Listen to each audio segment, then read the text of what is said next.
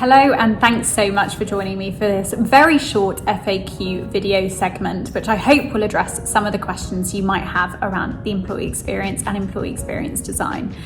So I've got a variety of questions here that I'm going to address one by one, and these are some of the most common questions that we get asked by our clients, by our prospective clients, and by people in the industry. So hopefully this will be useful, and let's get started with the very first question, which is, what is the employee experience? Now, there are lots of amazing definitions of the employee experience, but here at wrkflow we define it as three things. It is why we work, so the cultural elements of what draws you to your organization. It's how we work, so the tools and equipment that you're provided to do your work effectively. And the third is where you work. And when you combine all of those things together, you are creating and curating an employee experience for your employees. Okay, next question is one I get asked all the time, which is, what is the difference between employee experience and employee engagement? And I will keep this really short and sweet. Employee engagement is a product of your employee experience. If you create an amazing employee experience, your employees are going to be more engaged. I know the two are often mixed up. I know that often they're quite interchangeable when it comes to industry webinars and content that you see out there, but there is a very, very clear difference. Creating a fantastic employee experience will drive employee engagement. So hopefully that helps. So another really great question here is, what is employee experience design? And there are so many ways that I could answer this question, but really employee experience design is about putting your employees at the heart of your employee experience transformation. And in reality, this is employing a lot of human-centered design thinking techniques. So if you're not familiar with human-centered design thinking, give it a Google search. There are so many different design institutes that have fantastic human-centered design thinking frameworks.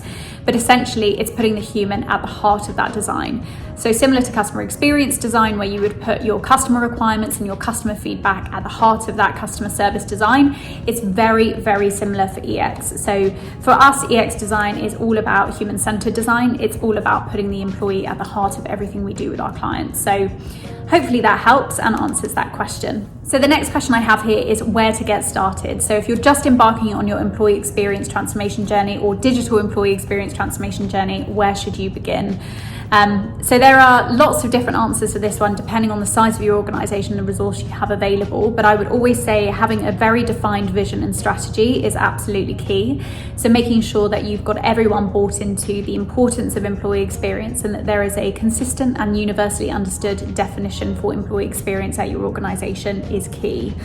Second to that is EX research, and you'll probably find more details on this within our exhibitor booth, but EX research is so important. Before you kickstart your EX transformation journey and start thinking about programs or initiatives or changes, you want to be really clear on what the employee experience challenges and opportunities are today. And the best way to define those is by doing a very short, rapid EX research engagement. So I would say, yes, those are two really critical starting points: your vision, your strategy, and your why, and then a little bit of EX research just to make sure you're on the right track. Okay, last question for this FAQ segment is, how do you measure EX? And again, there are so many different answers to this question, but the best way of me describing this is experience itself is subjective. So if you are looking to measure employee experience by only using hard metrics, quantitative data, you're barking up the wrong tree. EX, employee experience, customer experience, has to be a combination of both. You have to be using both types of data to be able to make informed EX design decisions moving forward. So for us, the hard data is all around your, eNPS scores. It's about your engagement results. It's looking at how people are engaging with each other across the organization. And the depth of that data really depends on the analytics platforms and technology that you have today. And then the qualitative stuff is more around how employees are feeling about your organization, how they feel about the experience, how that experience shapes who they are within your organization and their motivations and ambitions and desires to stay with you as an employer. And capturing both data sets is really, really important. And here at wrkflow, we work with our clients to ensure that we are combining those data sets to really come up with a holistic and bespoke measure of employee experience that works for their organization.